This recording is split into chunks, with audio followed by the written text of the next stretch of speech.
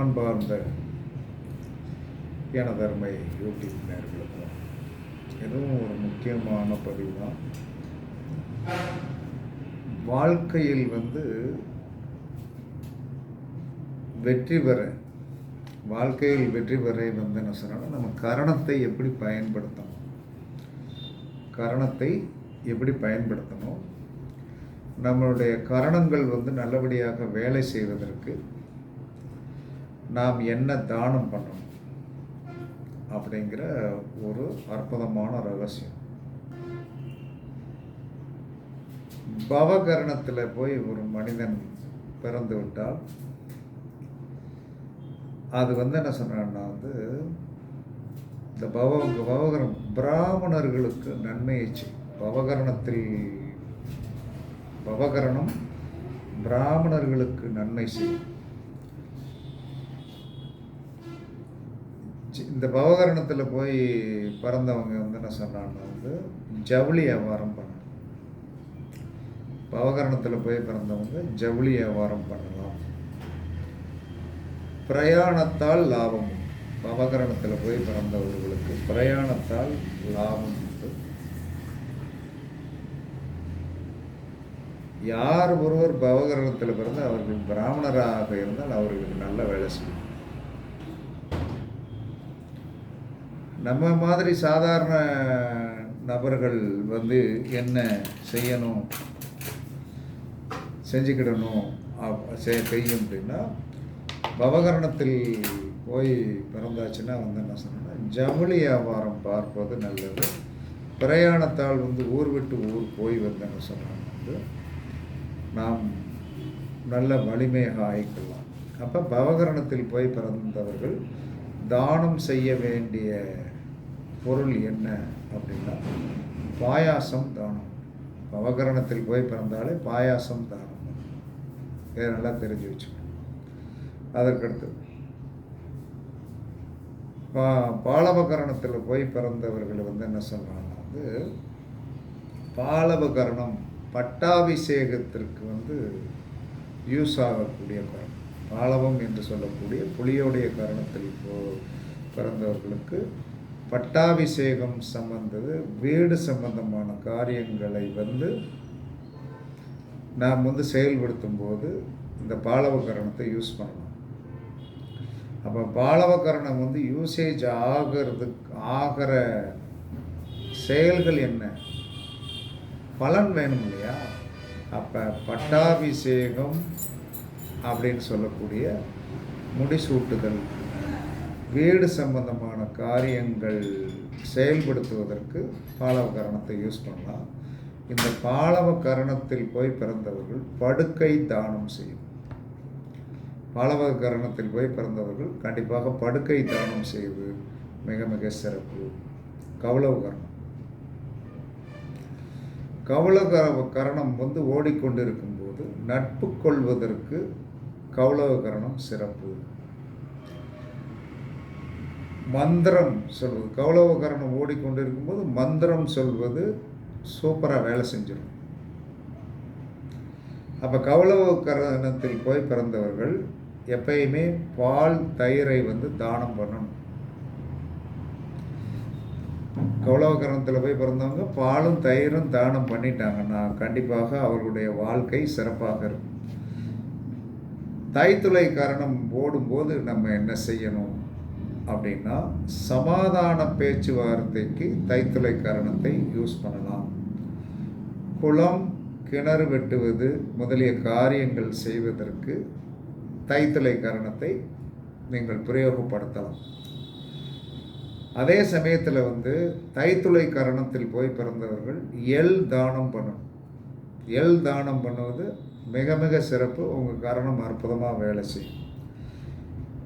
கரசை கரணத்தில் பிறந்தவர்கள் கரசை கரணத்தை வைத்து என்ன செய்யலாம், வாஸ்து காரியங்கள் கரசை கரணத்தில் போய் பண்ணலாம். வாஸ்து காரியங்கள் பண்ணலாம்.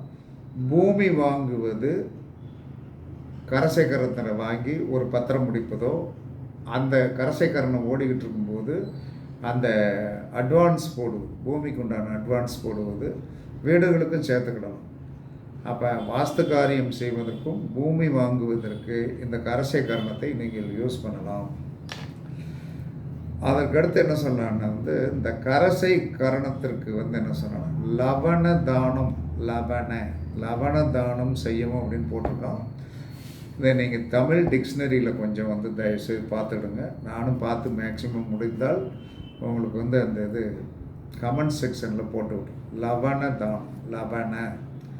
லவண தானம் செய்யவும் அப்படின்றதா. அதற்கு நமக்கு தமிழ் அர்த்தம் சரியாக தெரியல. அதனால் நான் நைட்டு போய் படித்து பார்த்துட்டு போட்டுறேன். வணிசை கரணத்தில் பிறந்தவர்கள் சகல காரியங்களுக்கும் வணிசை கரணத்தை யூஸ் பண்ணணும். இந்த காரியத்துக்கு தான் யூஸ் பண்ணணும், இந்த காரியத்துக்கு யூஸ் பண்ணக்கூடாது அப்படிங்கிற விதியெல்லாம் கிடையாது. சகல காரியங்களுக்கும் யூஸ் பண்ணலாம். இவர்கள் என்ன சொன்னா வஸ்திர தானம் பண்ணணும். வஸ்திர தானம் பண்ண பண்ண பண்ண கண்டிப்பாக சிறப்பாக இருக்கும். பத்திரை கரணம். எந்த ஒரு மனிதனும் பத்திரை கரணம் ஓடிக்கொண்டிருக்கும் போது மங்கள காரியங்களை தவிர்த்து விடவும். சர்ப்ப வடிவமான விஷ்டி எனும் தேவதை இதற்கு சம்பந்தம் இருக்குது. அப்போ பத்திரை கரணத்தில் மங்கள காரியங்களை தவிர்த்திடணும். ஆனால் பத்திரை கரணத்தில் போய் பிறந்தவர்கள் குருவிற்கு அரிசிச்சோறு தானம் செய்யும். குருவுக்கு அரிசிச்சோறு தானம் செய்வது உங்களுடைய பத்திரை கரணம் நன்றாக வேலை செய்யும். அதுக்கடுத்து சகுனிகரணம். சகுனிகரணத்தில் பிறந்தவர்களும் சகுனிகரணம் ஓடிக்கொண்டிருக்கும் போதும் சாந்தி பரிகாரங்களுக்கு உண்டான மூல மந்திர ஜபங்கள் செய்தால் சூப்பராக வேலை செய்யும். சகுனிகரணம் ஓடிக்கொண்டிருக்கும் போது ஒரு பரிகாரத்திற்கு உண்டான சாந்திக்கு உண்டான மந்திரங்களை சொல்வது 100% ஜெயிச்சிடும். சகுனி கரணத்தில் போய் பிறந்தவர்கள் நெய் தானம் செய்யும். சகுனி கரணத்தில் போய் பிறந்தவர்கள் நெய் தானம் செய்வது தங்களுடைய காரணத்தை வலிமைப்படுத்தும். சதுஸ்பாத கரணம். சதுஸ்பாத கரணத்தில் பிறந்தவர்களும் சதுஸ்பாத கரணம் ஓடிக்கொண்டிருக்கும் போதும் பசுக்கள் சம்பந்தமான காரியங்கள், புல் முதலிய சம்பந்தமான காரியங்கள் நீங்கள் செய்யலாம். பசுவுக்கு கொட்டடி அமைக்கலாம். அந்த சதுஸ்பாத காரணம் ஓடிக்கொண்டிருக்கும் போது பசுக்கள் வாங்குவதற்கு அட்வான்ஸ் கொடுக்கலாம். ஒரு இடத்துல மாடு இன்னொரு இடத்துக்கு டிரான்ஸ்போர்ட் கொண்டு நம்ம இடத்துல கட்டலாம். இதெல்லாம் சதுஸ்பாத காரணத்திற்கு நல்லாயிருக்கும். இந்த சதுஸ்பாத காரணத்தில் போய் பிறந்தவர்கள் தேன் தானம், சதுஸ்பாத கரணத்தில் போய் பிறந்தவர்கள் தேன் தானம் பண்ணணும்.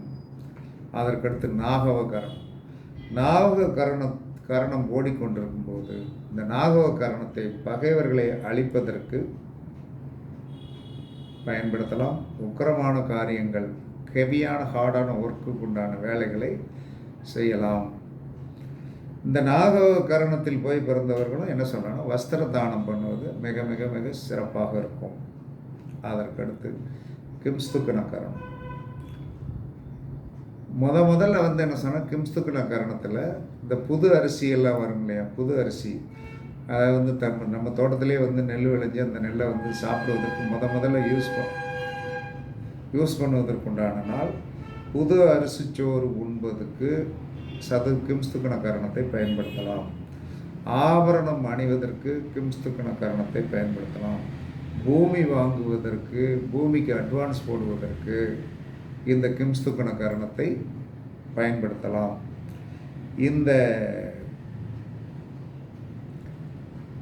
இந்த கிம்ஸ்துக்கண கரணத்திற்கு என்ன சொன்னான்னா சுமை தானம் செய்யணும் அப்படின்னு போட்டிருக்கு. அதற்கு எனக்கு சரியான விளக்கம் தெரியல.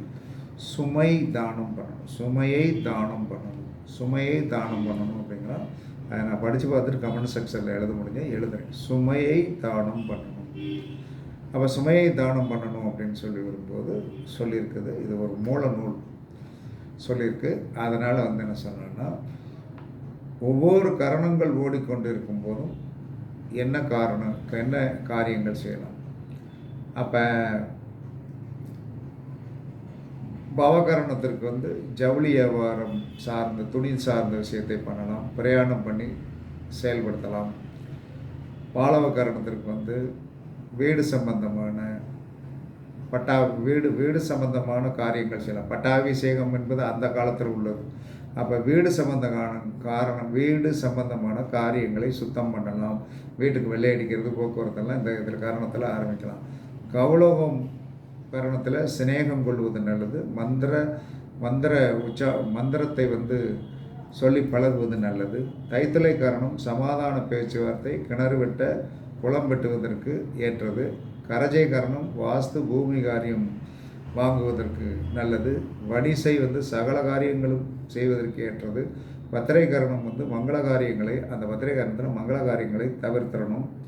அதற்கடுத்து சகுனி காரணத்தில் சாந்தி பரிகாரங்கள் மூல மந்திரங்களை ஜெபிக்கலாம். சதுஸ்வாத காரணம் பசுக்கள் சார்ந்த விஷயத்துக்கு என்ன காரியம் வேணாலும் செய்யலாம். நாகவ கரணத்திற்கு என்ன சொன்னால் பகைவர்களை அழிப்பதற்குண்டான சக்தி உண்டு, அதை செய்யலாம். ஹிம்ஸ்தக கரணக்கு புது அரிசிச்சோறு உண்பது, ஆவரணம் அணிவது, பூமி வாங்குவது செய்யலாம். அப்போ பவகரணத்திற்கு என்ன சொன்னால் பாயாசம் தானம் செய்யணும். பாலவ கரணத்திற்கு படுக்கை தானம் செய்யணும். கௌலவ கரணத்திற்கு பாலும் தயிரும் தானம் செய்யணும். தைத்தலை கரணத்திற்கு எள் தானம் செய்யணும். கரசை கரணத்திற்கு லவண தானம் செய்யணும். வணிசை கரணத்திற்கு என்ன வஸ்திர தானம் செய்யணும். பத்திரை கரணத்திற்கு குருவிற்கு அரிசிச்சோறு தானம் செய்யணும். சகுனி கரணத்திற்கு நெய் தானம் பண்ணணும். சதுஸ்வாத கரணத்திற்கு தேன் தானம் செய்யணும். நாகவ கரணத்திற்கு வஸ்திர தானம் செய்யணும். கிம்ஸ்துக்கண கரணத்திற்கு சுமையை தானம் செய்யணும் இருக்கான். ரெண்டுத்துக்கும் எனக்கு விளக்கம் சரியாக தெரியல. நைட்டு படித்து பார்த்துட்டு விளக்கம் சொல்கிறேன். எல்லாரும் இது ஒரு தானம், நம்மளுடைய கரணங்களுக்கு என்ன தானம் பண்ணுவது என்பது ஒரு முக்கியமானது. இது ஒரு வித்தியாசமான ஒரு மூல நூலிலிருந்து எடுக்கப்பட்டது. அதனால் நீங்களே எல்லாருக்கும் தெரிஞ்சுக்கிட்டு நம்ம அந்தந்த காலங்களில் அதை சில விஷயங்களை செய்ய முடியலைன்னா தானம் பண்ணலாம். தானம் என்பது நம்மளுடைய கரணத்தை வலிமைப்படுத்த நமக்கு காரிய வெற்றியாகும். கண்டிப்பாக செய்யுங்க, வெற்றி பெறுங்கள் என்று கூறி உங்களிடமிருந்து விடைபெறுவது சிபிபாறை ஜோதிடர் சாதிராகவன் ஜெயபாலாஜி. சுகமே சொல்க, சுகமே சொல்க. வாழ்க வளமுடன், வாழ்க வளமுடன். வணக்கம், வணக்கம், வணக்கம், வணக்கம்.